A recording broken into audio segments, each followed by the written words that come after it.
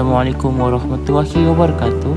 Kepada Ustaz Wan Muhammad Amjad bin Wan Halim, kami daripada kelas RSR 1112A Fakulti Sains Sukan dan Rekreasi telah diberikan tugasan pada semester kali ini daripada beliau, iaitu Perintah Kawalan Pergerakan PKP iktibar dalam konteks penghayatan etika dan peradaban dari perspektif politik, ekonomi dan sosial. Ahli kumpulan terdiri daripada Muhammad Ihsan Hilmi bin Muhammad Rosti, Muhammad Daniel Aiman bin Muhammad Basri, Muhammad Aiman Naim bin Hanizam, Ahmad Saiful Azmi bin Muhammad, Ani Sofia binti Muhammad Arif dan Nur Aina Sofia binti Aziz. Jadi tanpa melengahkan masa, kita mulakan dengan pembentangan pertama, pengenalan daripada Ani Sofia binti Muhammad Arif.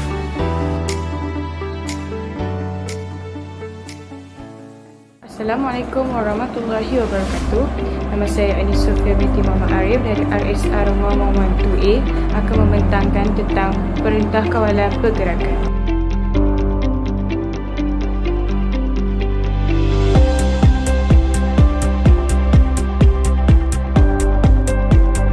Kita pergi kepada pengenalan kepada Perintah Kawalan Pergerakan ataupun PKP.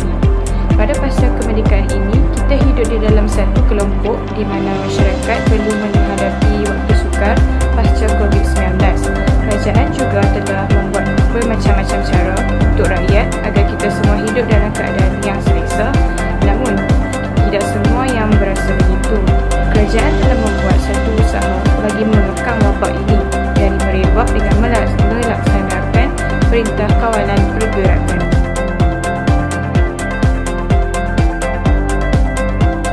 Sekarang kita pergi kepada akta di mana akta-akta yang berkaitan dengan Perintah Kawalan Pergerakan.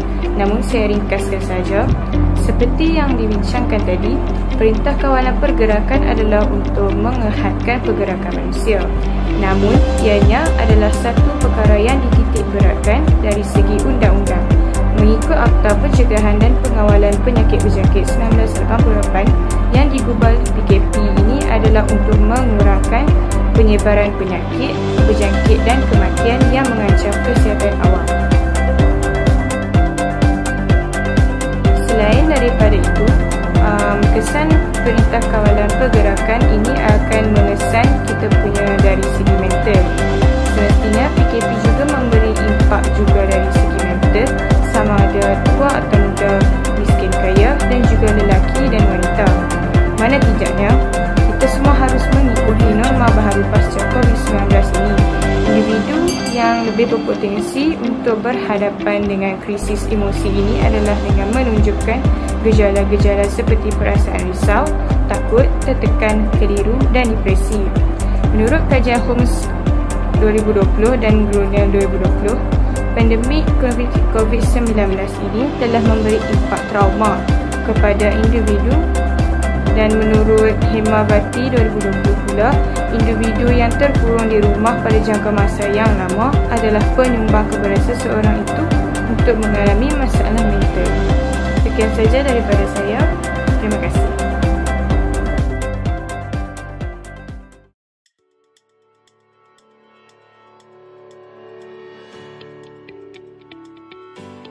Bismillahirrahmanirrahim. Assalamualaikum warahmatullahi wabarakatuh. Saya Muhammad Ihsan Hilmi bin Muhammad Rosti, nombor matrik 2021213272, dan pada kali ini saya akan membentangkan tajuk Perintah Kawalan Pergerakan PKP dalam cabaran dalam konteks penghayatan etika dan peradaban. Jadi kita masuk kepada konteks penghayatan dan etika peradaban, iaitu definisi cabaran. Mengikut Kamus Dewan Bahasa edisi keempat, cabaran dalam definisi sebagai mencabar ketabahan dan kemampuan seseorang atau organisasi dalam sesuatu pekerjaan yang penuh dengan pelbagai perkara.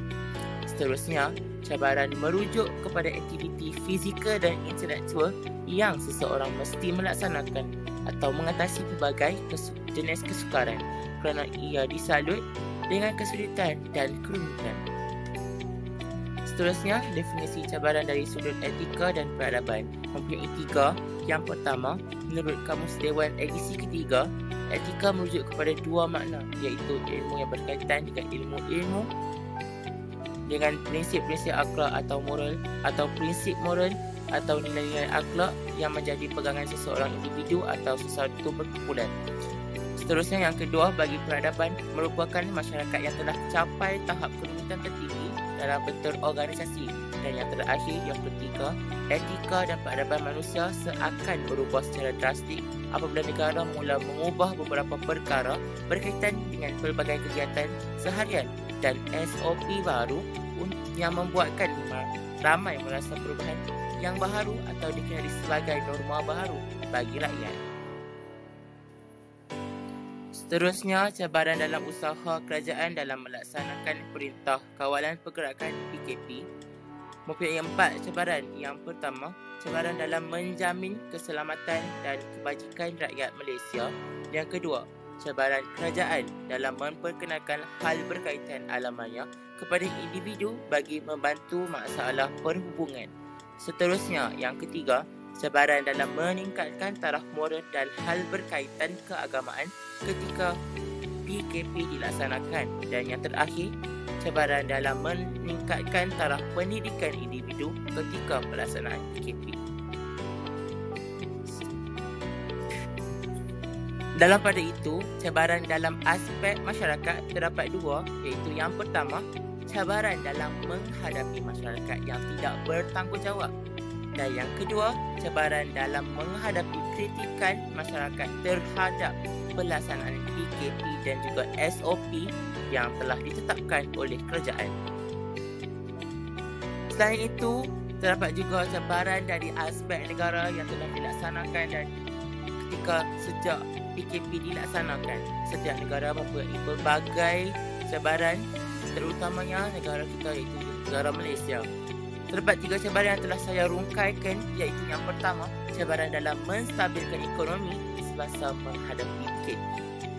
Yang kedua, cabaran dalam mengurangkan kadar kematian yang tinggi akibat COVID-19. Seterusnya, yang terakhir iaitu yang ketiga, cabaran dalam menghadapi pengurangan ekspor dan import barangan ketika pelaksanaan PKP.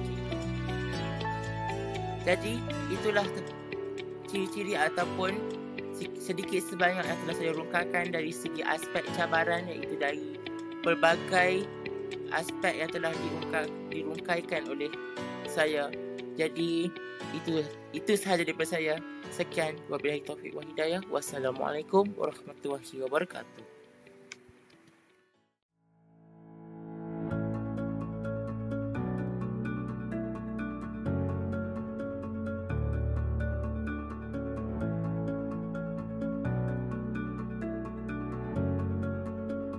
Setiap negara yang mengambil langkah Perintah Kawalan Pergerakan PKP semestinya harus bersedia menghadapi pelbagai jenis cabaran.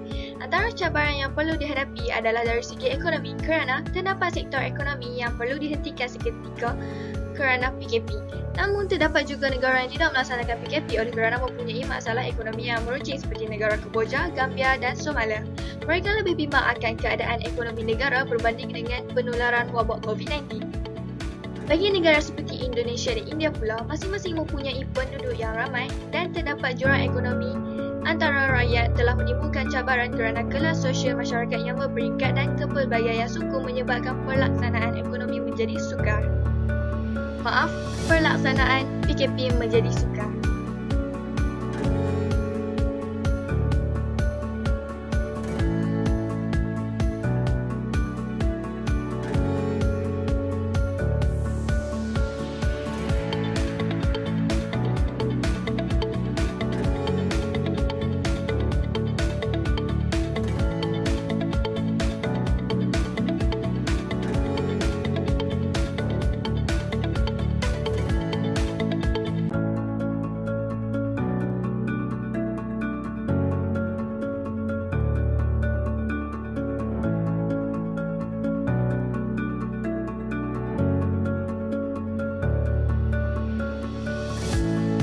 Pandemik COVID-19 yang melanda Malaysia membawa banyak kesan negatif kepada ekonomi negara, khususnya perusahaan industri kecil dan sederhana PKS.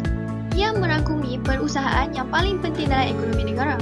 Dalam tempoh lockdown ini, banyak menjejaskan perniagaan dan ekonomi yang menyebabkan keuntungan berkurangan yang diperoleh perusahaan kecil dan sederhana. Sektor ini menyumbang lebih 2/3 daripada jumlah pekerjaan di negara ini dan juga hampir 40% kepada ekonomi negara. Oleh itu, kerajaan Malaysia perlu memastikan sektor PKS terus kekal dan mampan dalam menghadapi tekanan dan cabaran yang dihadapi oleh negara. Rata-rata pengusaha PKS memberikan pandangan bahawa perniagaan mereka terjejas dan memerlukan bantuan tambahan daripada kerajaan. Oleh itu, antara inisiatif yang diambil oleh kerajaan Malaysia adalah dengan memperkenalkan pakej rangsangan ekonomi berhati rakyat berhati yang bernilai RM250 bilion bagi mengurangkan beban rakyat. Dengan kaedah ini, kerajaan percaya dapat mengurangkan sedikit sebanyak beban rakyat Malaysia. Kebanyakan pengusaha PKS tidak dapat bertahan lama dari segi ekonomi akibat kesan pandemik COVID-19 ini.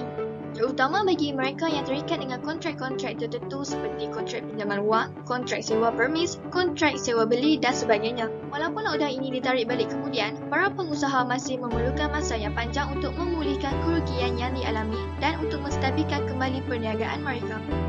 Kebanyakan pengusaha PKS tidak dapat bertahan lama dari segi ekonomi akibat kesan pandemik COVID-19 ini. Terdapat daripada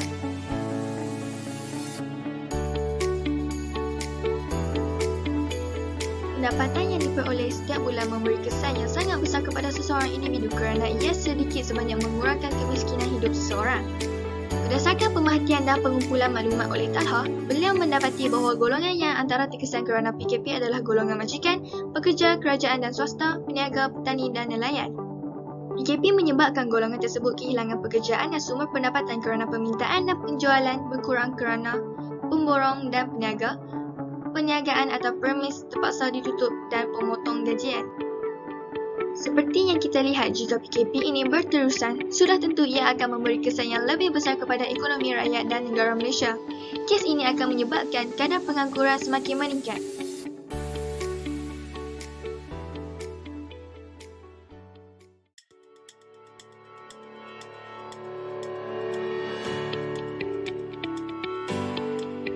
Hai, nama saya Muhammad Dina Aiman bin Muhammad Fazri. Hari ini saya akan menerangkan iktibar dalam konteks penghayatan etika dan peradaban dari perspektif sosial. Terdapat banyak iktibar yang dapat kita ambil ketika aktiviti sosial sebelum PKP dilaksanakan.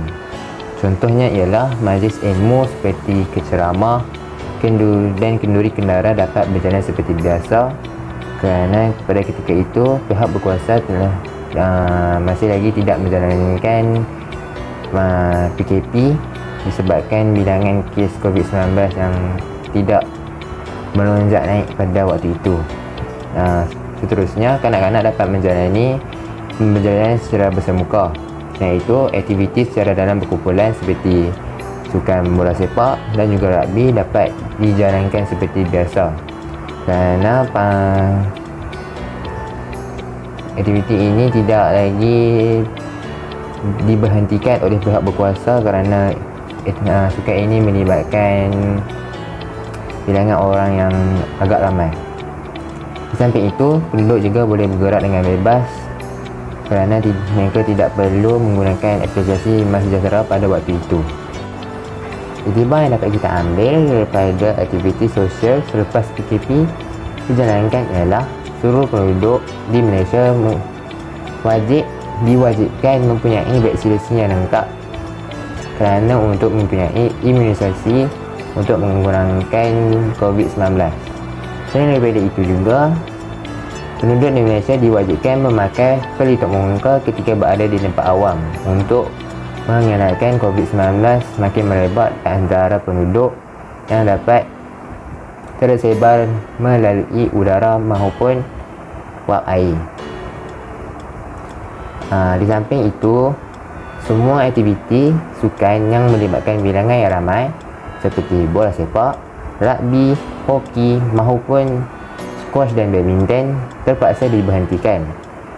Selain daripada itu juga, pertandingan yang ingin diadakan di Malaysia seperti Liga Super dan juga badminton yang bakal diadakan di Malaysia iaitu di Kuala Lumpur terpaksa diberhentikan kerana PKP telah dilaksanakan dan yang menghalang pelancong daripada luar negara untuk mengunjungi ke negara kita. Selain daripada itu, pelajar-pelajar juga hendaklah belajar secara ODL, iaitu online distance learning, yang menggunakan Google Meet, Webex dan Zoom yang membolehkan mereka untuk belajar daripada rumah. Hal ini telah dijalankan seperti berikut untuk mengelakkan COVID-19 semakin berleluasa di antara pelajar maupun kanak-kanak dan remaja.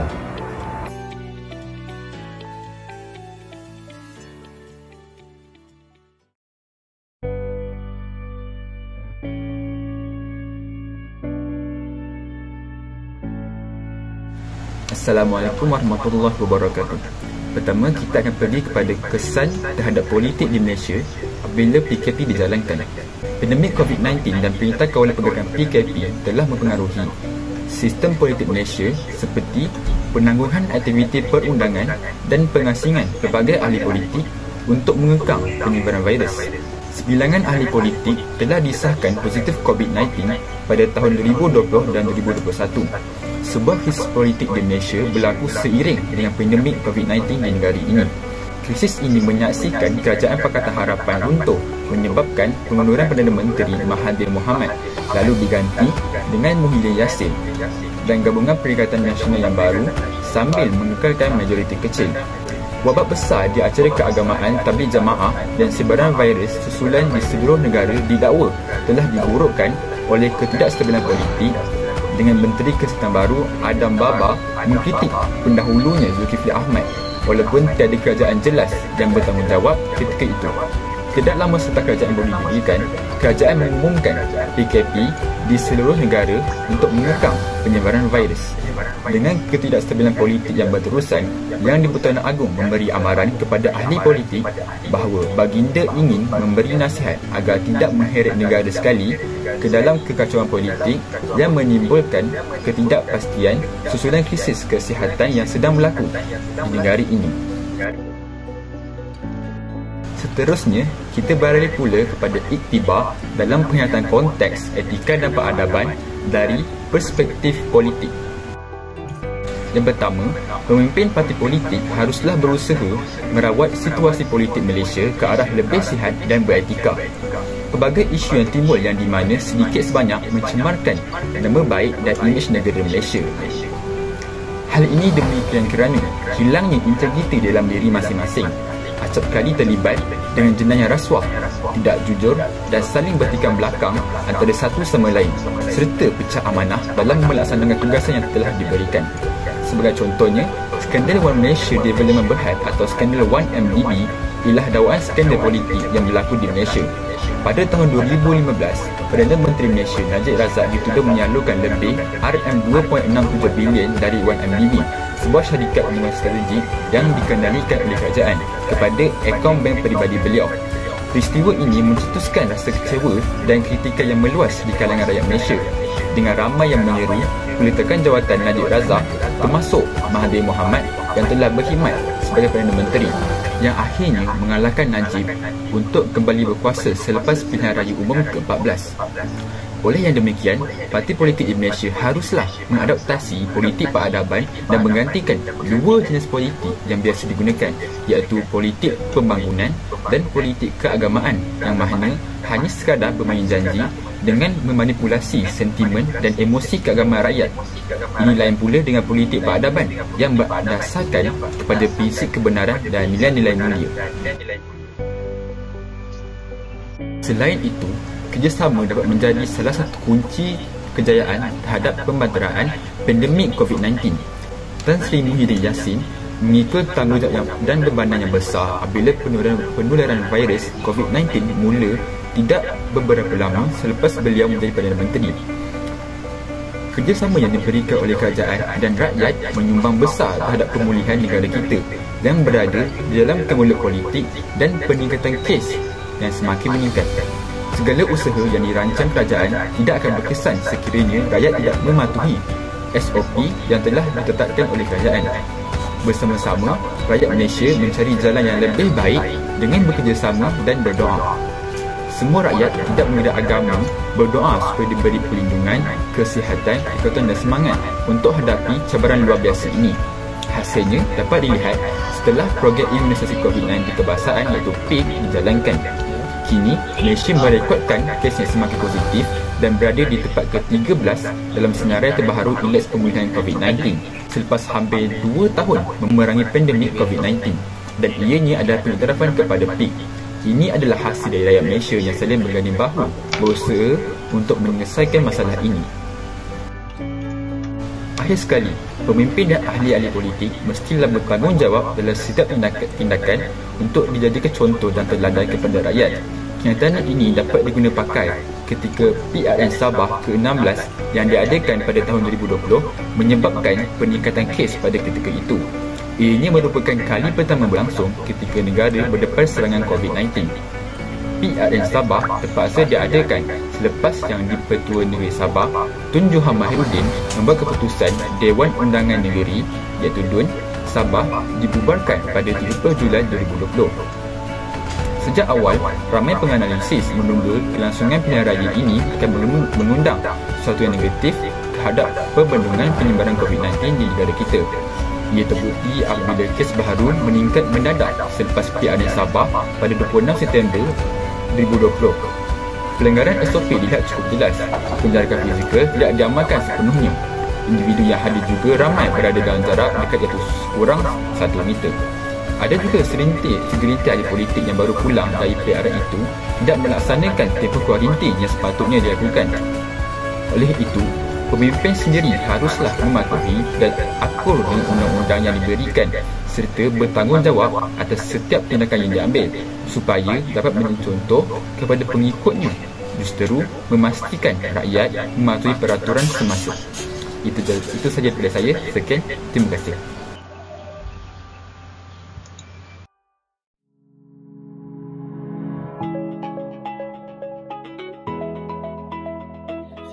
Kesimpulannya, kita hendaklah sentiasa mengambil iktibar tentang apa yang berlaku pada masa kini di Malaysia.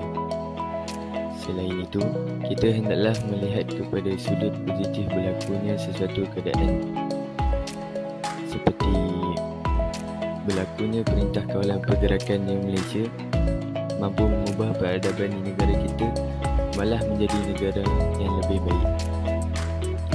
Seterusnya, kita hendaklah bekerjasama antara satu sama lain mengikut peraturan yang ditetapkan kerajaan agar masalah ini mampu ditangani secara bersama. Sampai itu, kita hendaklah menyeratkan ikatan tali persaudaraan sesama rakyat Malaysia. Contohnya, khidmat dan bantuan disalurkan kepada bantuan jenis dan untuk Perintah Kawalan Pergerakan itu. Dan akhir sekali, kita hendaklah bersemangat untuk mengikuti cabaran yang datang dan mendoakan Malaysia akan menjadi salah satu negara yang maju yang penuh dengan kepelbagaian etika dan peradaban yang tinggi. Sekian daripada saya. Terima kasih.